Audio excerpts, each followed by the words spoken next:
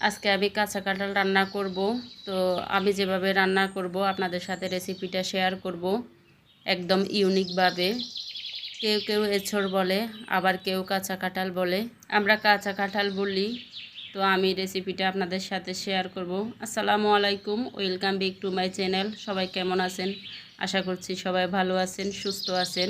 আলহামদুলিল্লাহ, আমরাও ভালো আছি।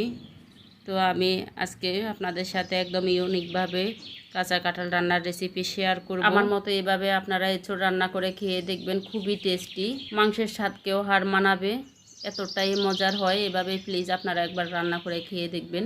এই তো এখানে আমি কাঁঠালগুলো কেটে নিলাম, কেটে ভালোভাবে ধুয়ে নিলাম। তো এখন আমি এগুলা সিদ্ধ করে নিব। একদম ছোট ছোট পিস করে কেটে নিলাম। এখানে কিছু বুটের ডাল আমি খোলার মধ্যে ভেজে এখন আমি ধুয়ে ভালোভাবে সিদ্ধ করে নিয়েছি লবণ দিয়ে। এগুলো আমি এঁচড়ে ব্যবহার করব। এই ডালটা দিয়ে আমি এঁচড় রান্না করব।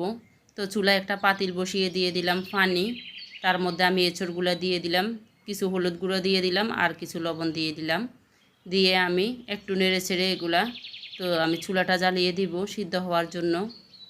ভালোভাবে মিক্স করে এখন আমি চুলাটা জ্বালিয়ে দিলাম। ঢাকা দিয়ে আমি এখন সিদ্ধ করে নেব এঁচড়গুলা। এই তো আমার এঁচড়গুলা সিদ্ধ হয়ে গেছে, এখন আমি নামিয়ে নিব। এঁচড়গুলা আমি নামিয়ে ছেঁকে নিলাম। এখন চুলায় একটা পাতিল বসিয়ে দিলাম, দিয়ে দিলাম সয়াবিন তেল।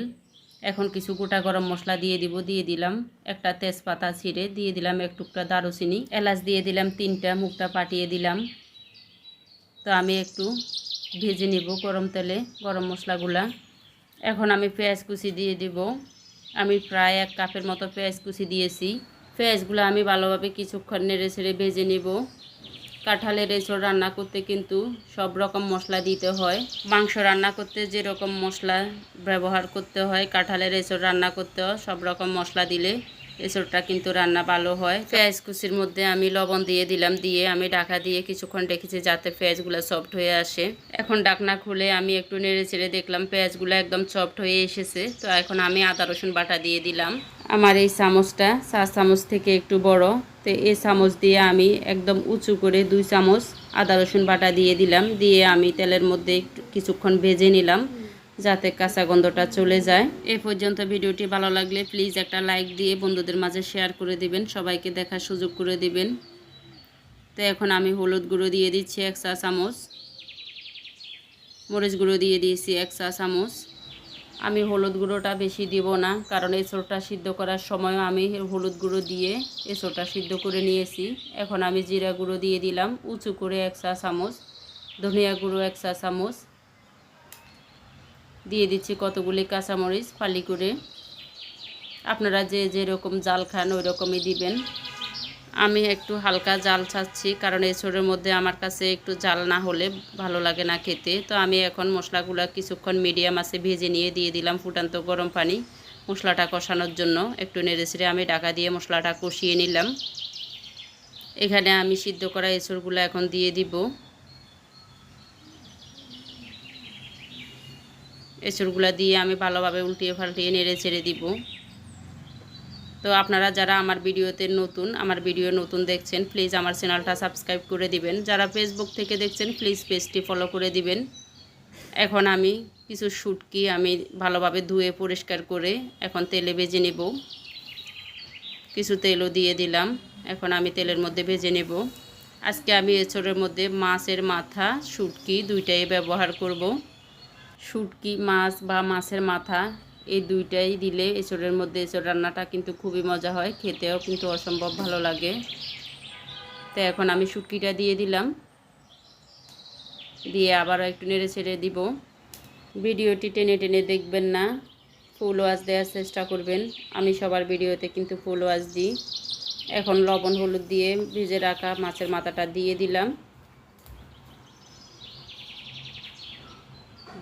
এখন সিদ্ধ করা বুটের ডালগুলা, এই ডালগুলা কিন্তু আমি খোলার মধ্যে ভেজে ভালোভাবে ধুয়ে লবণ দিয়ে আমি সিদ্ধ করে নিয়েছি বুটের ডালগুলা।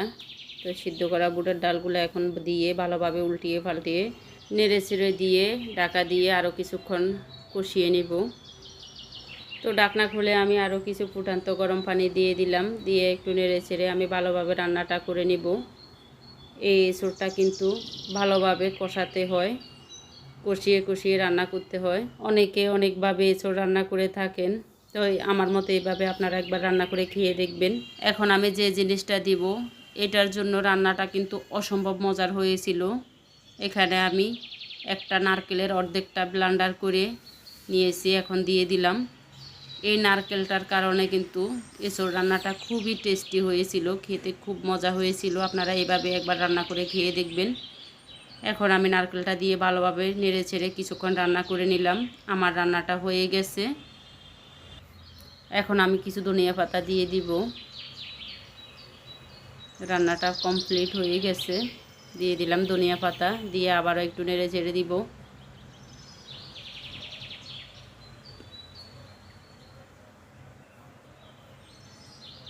এখানে আমি চুলায় একটা পাতিল বসিয়ে দিয়ে দিলাম সয়াবিন তেল, তার মধ্যে দিয়ে দিলাম রসুন কুচি আর 2টা শুকনা মরিচ, একটু লাল লাল করে ভেজে আমি এখন বাগারটা দিয়ে দিব।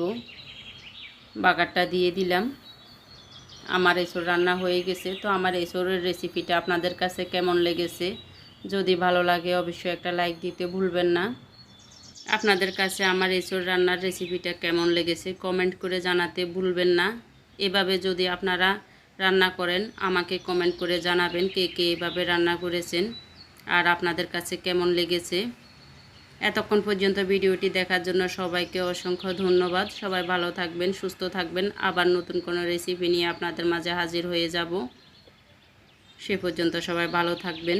দেখেন এঁচড় রান্নাটা কতটা লোভনীয় হয়েছে, খেতেও কিন্তু অনেক দারুণ লেগেছে। তো সবাইকে অসংখ্য ধন্যবাদ ভিডিওটি দেখার জন্য। আল্লাহ হাফেজ।